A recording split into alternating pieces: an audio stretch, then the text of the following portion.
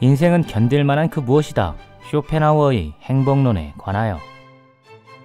행복이란 생활에서 충분한 만족과 기쁨을 느끼어 흐뭇함이라고 사전에 박혀 있습니다.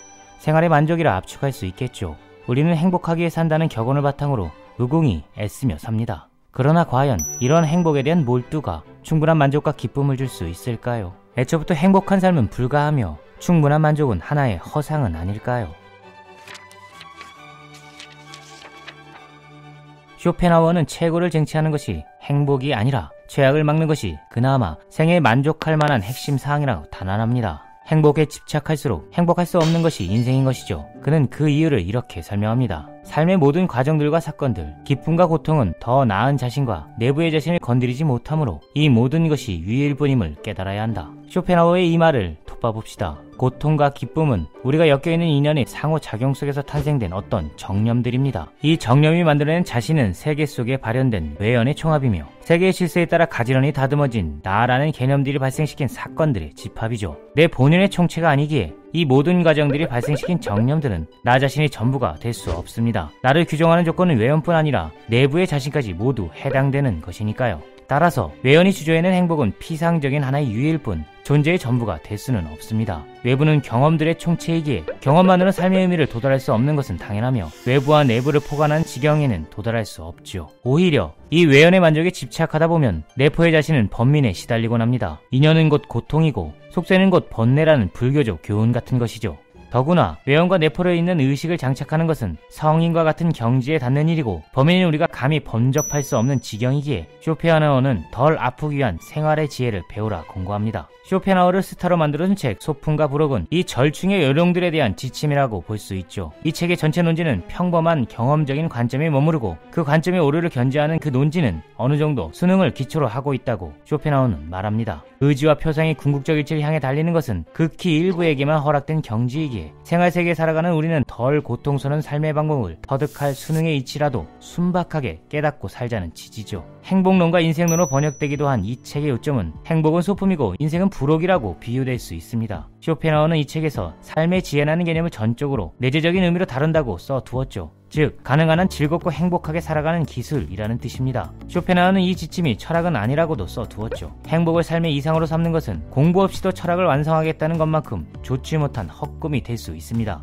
행복이라는 단어 자체는 미사여구에 불과하므로 행복의 가치도 상대적인 것이니까요. 따라서 행복을 서술하는 행복론으론 완벽한 절대적 만족을 기대할 수 없죠. 쇼펜하우어는 자신의 책을 삶의 지침으로 삼을 것이 아니라 그 내용을 내 생활에 비벼 조금 덜 불행하게 사는 것만을 실행하라고 권고합니다. 적당히 합의하며 살라는 염세주의적 충고죠. 그러나 우리가 알고 있는 편견과 달리 염세주의는 세상을 미워하는 것이 아니라 세상을 정확하게 보기 위해 주변의 정념들을 잠그는 것이라 볼 수 있습니다. 차갑게 인간을 바라봐야 뜨거운 생의 실체에 근접할 수 있는 이치죠. 이렇게 말해도 우리는 행복에 절대적 가치를 부여하고는 오직 행복하기 위해 살아가야 한다고 오해합니다. 이 인식적 오류에 대해 쇼펜은 이렇게 써두었죠. 대체로 시대를 막론하고 현자들은 같은 말을 해왔고 어느 시대든 절대 다수를 점하는 어리석은 무리들은 언제나 그와 반대되는 일을 해왔다. 그러므로 앞으로도 그런 현상은 변하지 않을 것이다. 프랑스의 계몽주의자 볼테르가 한 이 말도 덧대 두었습니다. 우리는 이 세상에 태어났을 때와 똑같이 어리석고 불량한 상태로 이 세상을 떠날 것이다. 배운 바대로 살지 못하는 일종의 무리로 머물지 말라는 강렬한 충고입니다. 행복을 생활의 최대 가치로 두는 다수의 의견들에 흔들리면 생활의 지혜로서의 소소한 행복과 멀어짐은 물론 생 전체가 어리석어질 수 있다는 뜻이죠. 자신이 할 수 있는 범위 안에서 최대한 덜 고통스럽게 생에 집중하는 법을 배워야 합니다. 쇼펜하우어는 이 요령을 익히기 위한 지침으로 삶의 지적 차이를 세 가지로 구분해 설명합니다. 첫째는 인간을 이루는 것인 인격이고, 둘째는 인간이 지니고 있는 것인 재산이며, 셋째는 인간이 남에게 드러내 보이는 것인 명예죠. 둘째가 가장 낮은 수준이고 셋째가 그 다음이며 첫째가 가장 높은 수준입니다. 이유는 이렇습니다. 정신력의 한계가 협소하면 그의 행복을 위해 외부에서 아무리 노력해도 그는 평범하고 반쯤은 동물적인 행복과 즐거움 이상을 넘어서지 못할 것이다. 그는 언제까지나 관능적인 향락, 단란하고 명랑한 가정생활, 저급한 사교나 저속한 소일거리에 의존한다. 행복하기 위해선 행복이 생애 최대의 과업이 될 수 없다는 사실을 깨닫고 최대한 정신적인 향유와 가까이 하는 훈련이 요구됩니다. 육체적 향락 혹은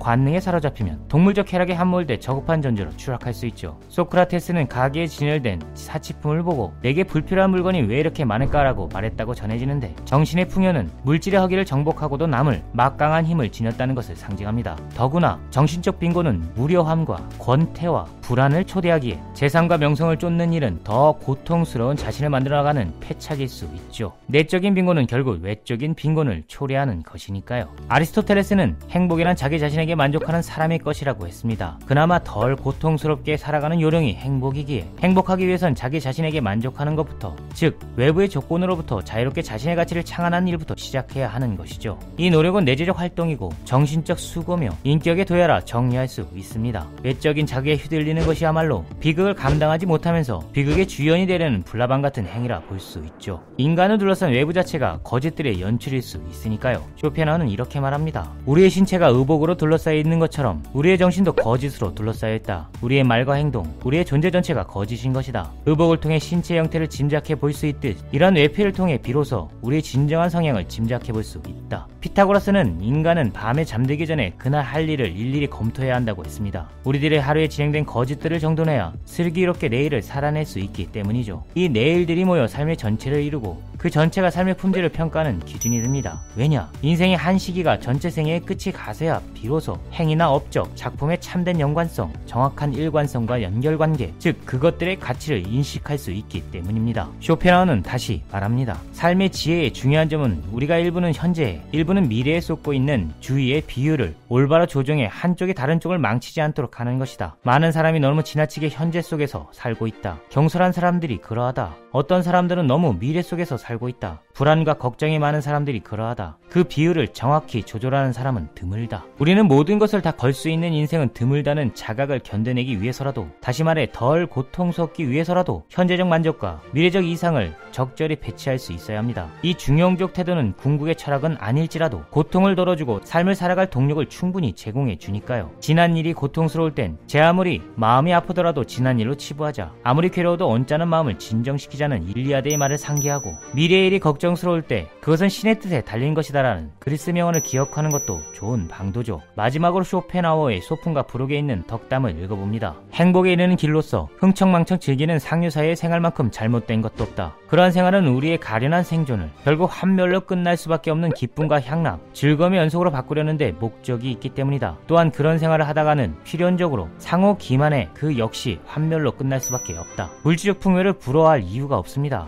모든 향락은 일시적으로 끝나며 물질적 풍요는 기만적이기 때문이죠. 그렇다고 가치의 위상을 죄다 무너뜨려 소소한 만족 속에 살라는 충고는 아닙니다. 문제는 비율이죠. 육체와 정신의 비율, 현재와 과거의 비율, 만족과 이상의 비율을 정확하게 맞출 수 있을 때 우리는 덜 고통스러운 삶의 자격을 얻어낼 수 있습니다. 행복으로의 구원은 없습니다. 지독하게 주어지는 일상과의 투쟁에서 패배하지 않는 전술만이 가능할 뿐이죠. 다가올 저 어두운 시련과의 전투에서 승리할 오늘로 기록되길 빕니다.